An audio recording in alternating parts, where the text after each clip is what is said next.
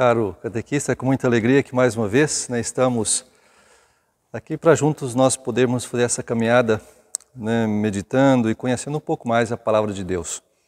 Como havia falado para vocês que nesse nosso encontro nós falaríamos um pouquinho sobre a história da salvação. Então hoje nós vamos conversar um pouco sobre o primeiro livro da Bíblia, o Gênesis, que vai desde a criação até os patriarcas. Então é com muita alegria que nós vamos começar esse voo panorâmico no início da história da salvação. Mas antes, vamos ouvir uma música para poder alegrar o nosso coração.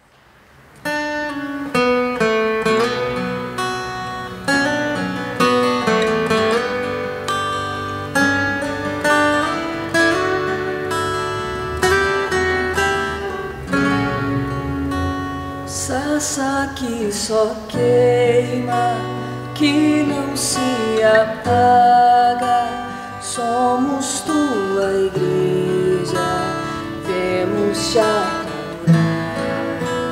Neste teu altar, somos sacrifício, vem nos consumir, estamos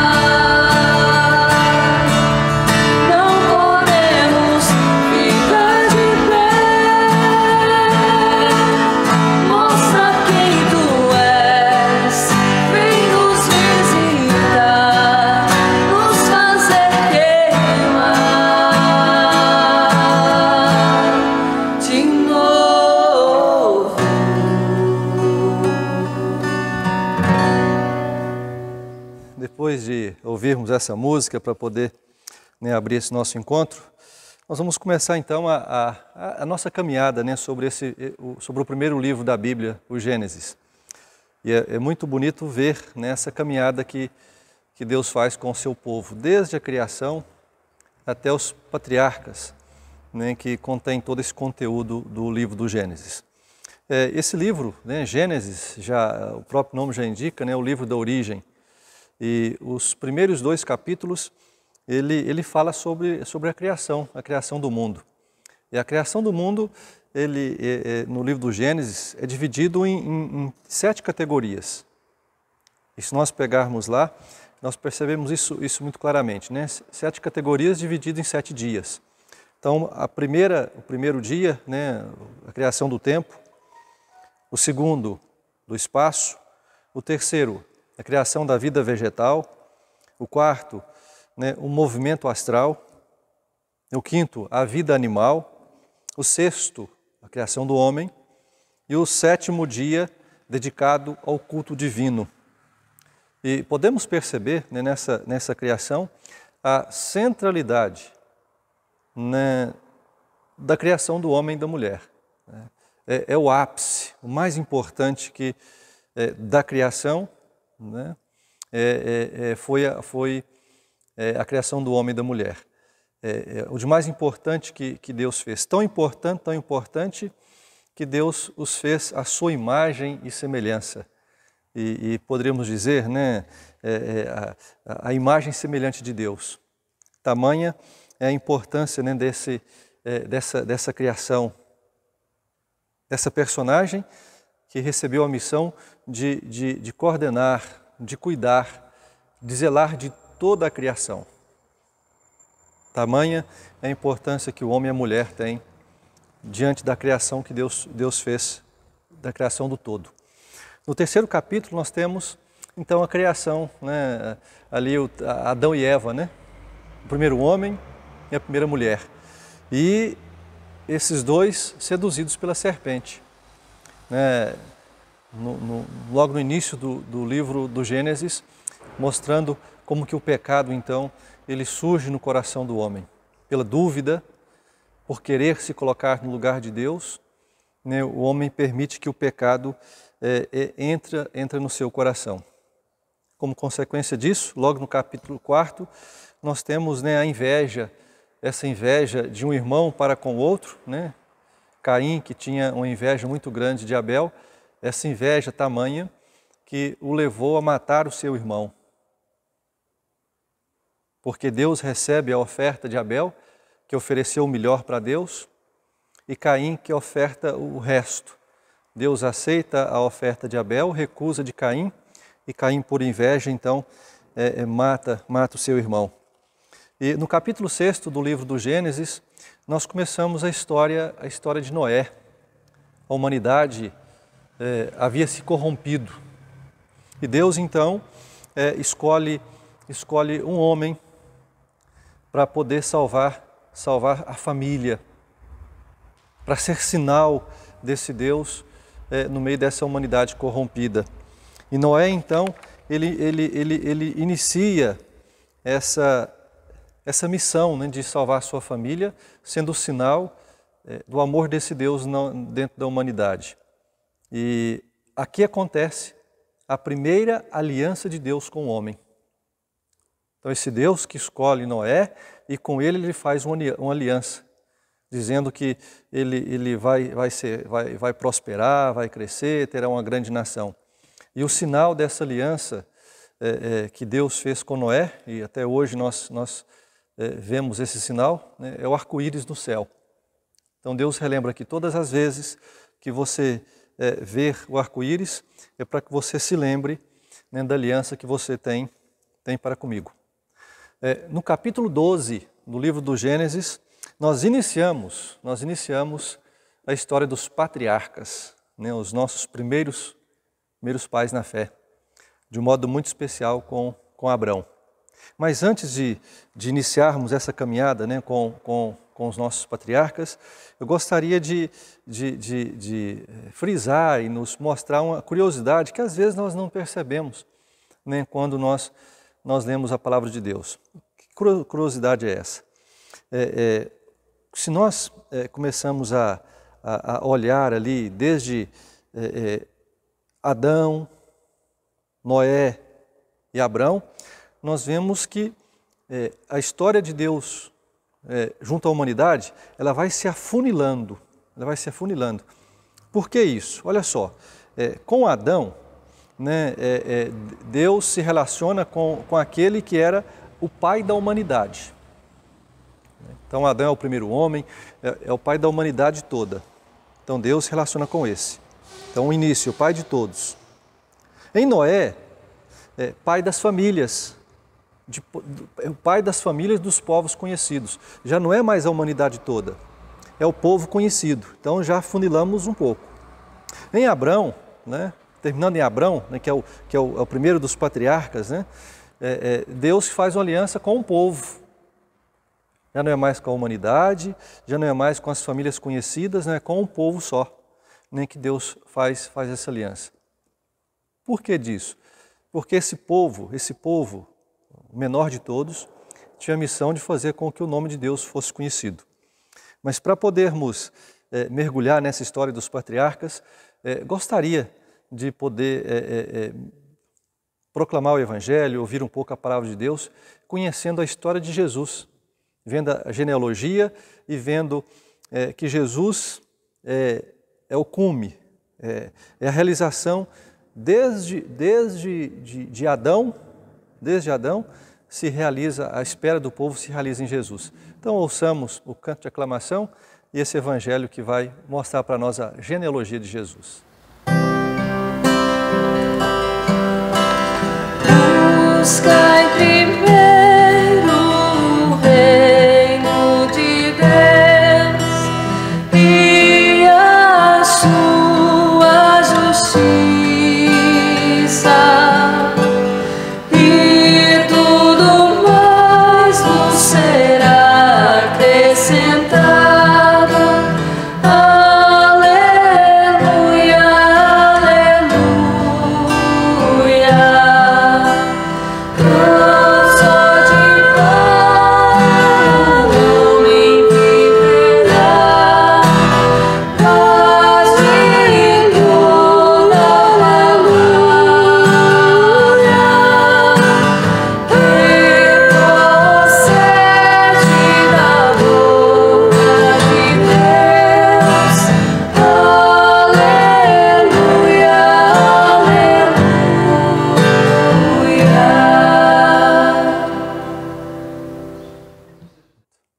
O Senhor esteja convosco, Ele está no meio de nós. Proclamação do Evangelho de Jesus Cristo segundo Lucas. Glória a vós, Senhor.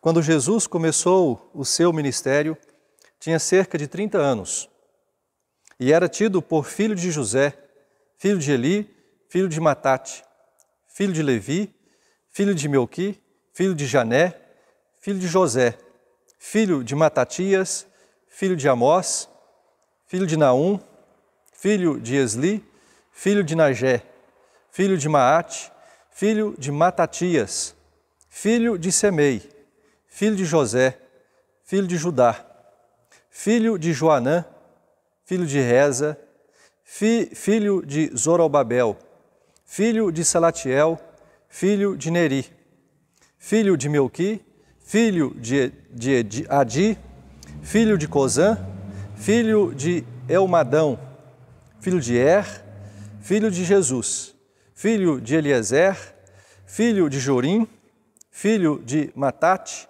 filho de Levi, filho de Simeão, filho de Judá, filho de José, filho de Jonão, filho de Eliacim, filho de Meleia, filho de Mena, filho de Matata, filho de Natã, filho de Davi, filho de Jessé, filho de Obed, filho de Boós, filho de Salmão, filho de Naasson, filho de Aminadab, filho de Arão, filho de Esrom, filho de Farés, filho de Judá, filho de Jacó, filho de Isaque, filho de Abraão, filho de Taré, filho de Nacor, filho de Sarug, filho de Ragal, filho de Faleg, filho de Eber, filho de Salé, filho de Cainã, filho de Arfaxade, filho de Sem, filho de Noé, filho de Lameque, filho de Matusalém, filho de Enoque, filho de Jared, filho de Malael, filho de Cainã, filho de Enós, filho de Sete, filho de Adão, filho de Deus. Palavra da salvação. Glória a vós, Senhor. Caros catequistas, como podemos ver, e fiz questão de poder proclamar esse evangelho, vendo a genealogia de Jesus até Adão, todo o percurso, né? A realização, vendo que a realização do Antigo Testamento, ela é em Jesus. Jesus é a realização de todas as promessas. Mas, como podemos ver, né, os patriarcas começa com Abrão. E lá no capítulo 12, né, começa essa história. E no capítulo 15, Deus ele faz aliança com Abrão, para que ele fosse o patriarca de uma grande nação. Mas tinha uma coisa muito interessante, Abraão já estava de idade avançada, a sua esposa Sarai também de idade avançada, não concebia filhos, e Abraão então, ele não sabia como que Deus poderia fazer com que ele tivesse uma numerosa nação, se nem filho ele tinha. E Sarai, percebendo essa angústia de Abrão, ela dá a Abrão a sua escrava, para que ele pudesse ter um filho com ela, com Agar. Né? E Abraão, então, deita-se com Agar e ela concebe um filho, Ismael, que depois, né, se torna o patriarca, né, o descendente dos árabes, que são descendentes de Abraão. Né? Então, mas Deus em sonho revela para Abraão que não será Ismael o seu descendente. O seu descendente nascerá de Sarai. E aí Deus então renova, né, a sua aliança com Abraão, né, passando não mais Abrão, mas Abraão. Sarai passa a chamar-se Sara. E Deus então institui com ele a necessidade da circuncisão, né, sendo um dos sinais dessa aliança, né, o sangue da circuncisão, o sinal dessa aliança que Deus fez com Abraão. E um belo dia, então, Sara concebe, já na velhice, concebe um filho, e Abraão lhe dá o nome de Isaque. Isaque é um personagem assim, muito interessante, ele não tem muita relevância, né? Ele é um personagem assim, não de destaque no Antigo Testamento. A importância dele é pelos filhos que ele gerou. Né? Então, Isaque, quando vai se casar, né, Abraão pede que escolha, né, uma filha do seu povo, não dos povos vizinhos, mas da sua terra. E então busca uma parente, né, Rebeca. Isaque casa com Rebeca, ela concebe e gera filhos gêmeos. O que nasce primeiro, chamado Esaú, e o filho segundo, Jacó. E é interessante o nascimento, porque quando Jacó nasce, ele nasce segurando o calcanhar de Esaú, já mostrando, né, que Jacó seria aquele escolhido, mesmo Esaú sendo o primogênito, com direito a tudo, né, Jacó já estava ali segurando o seu pé. Né, o que aconteceu, né, porque Esaú vende para Jacó o direito à primogenitura. Ele vende para Jacó. E quando Isaque, já de idade avançada, já não enxergando, né, já não conseguindo enxergar, ele vai dar a bênção para Esaú, né, da primogenitura.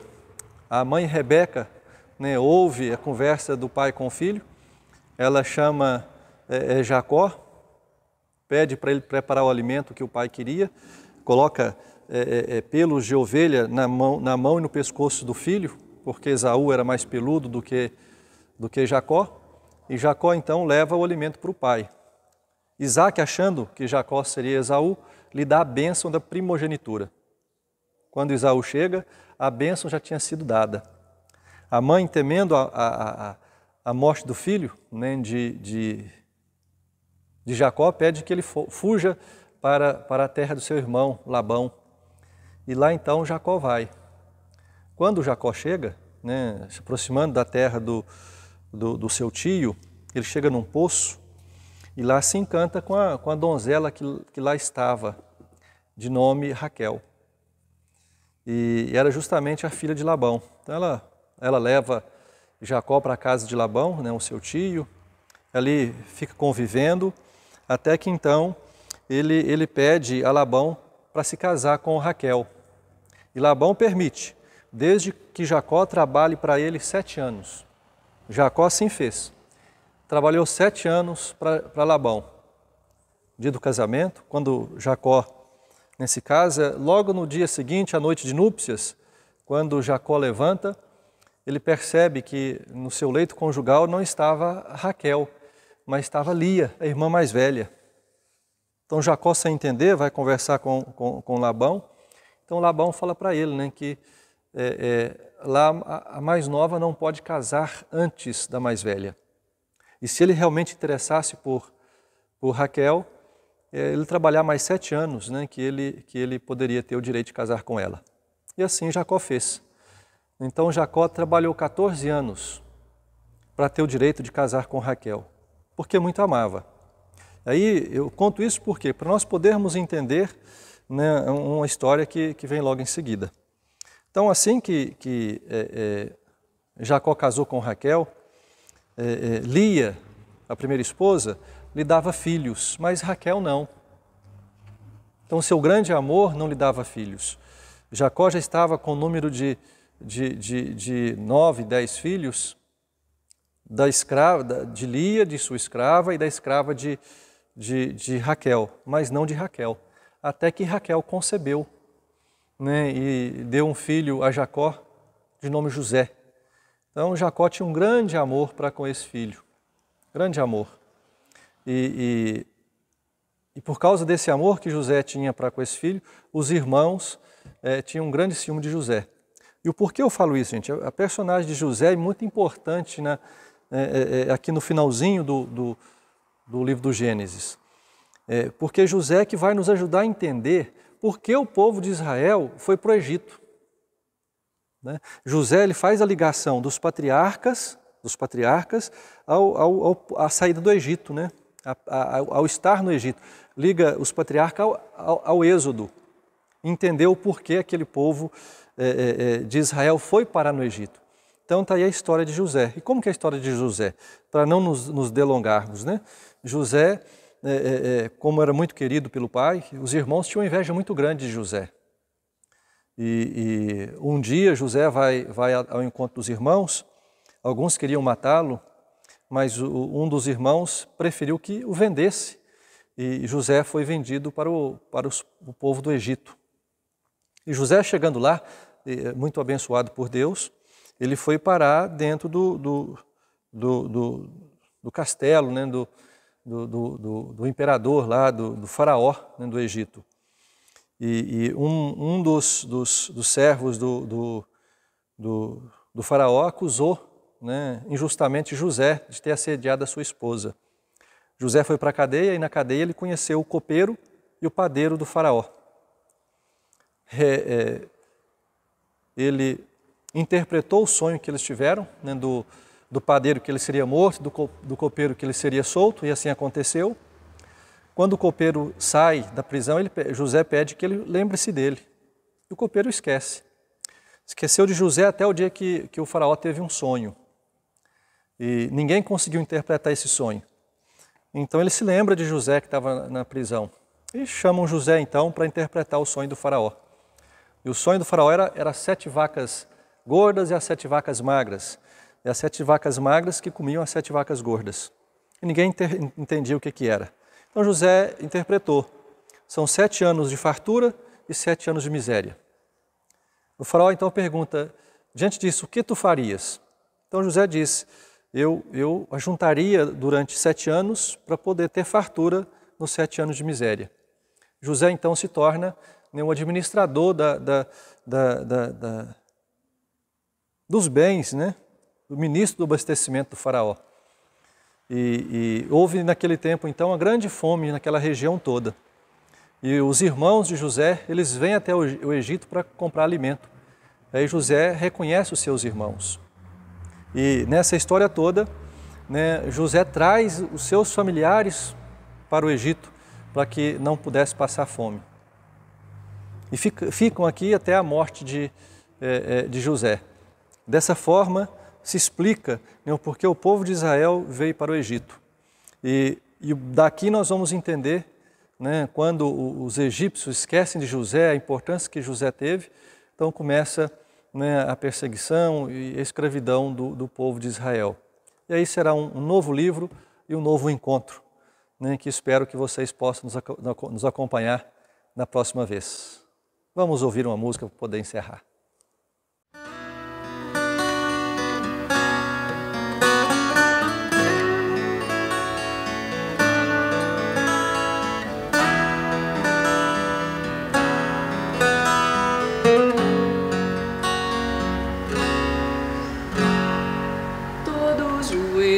Se dobrará e toda língua proclamará que Jesus Cristo é o Senhor.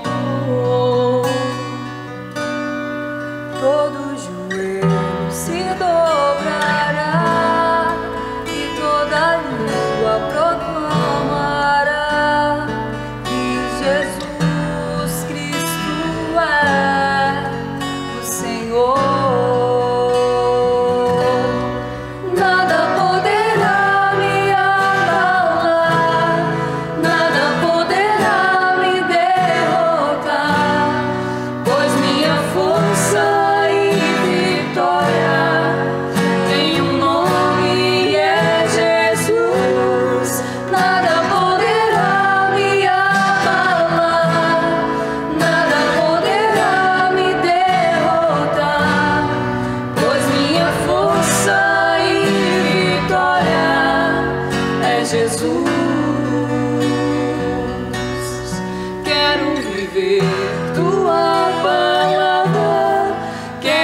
cheio do teu Espírito, mas só te peço, livra-me do mal. Quero viver tua palavra, quero ser cheio do teu Espírito, mas só te peço, livra-me do mal.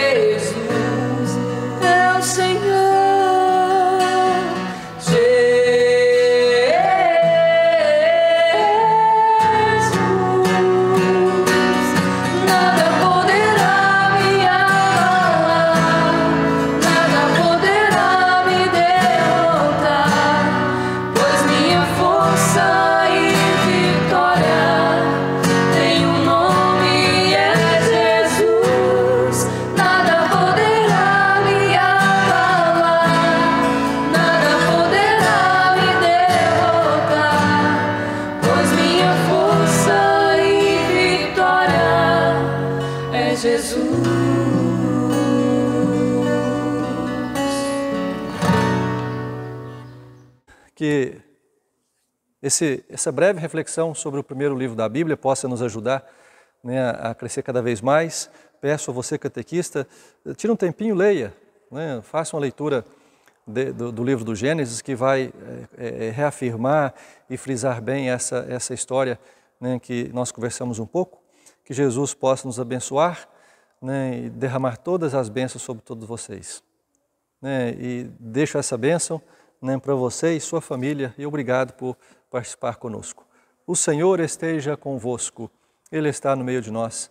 Abençoe-vos Deus Todo-Poderoso, Pai, Filho e Espírito Santo. Amém. E até o nosso próximo encontro, se Deus quiser, onde nós vamos conversar um pouquinho sobre a escravidão no Egito e a saída do povo lá a travessia do Mar Vermelho. Até a próxima.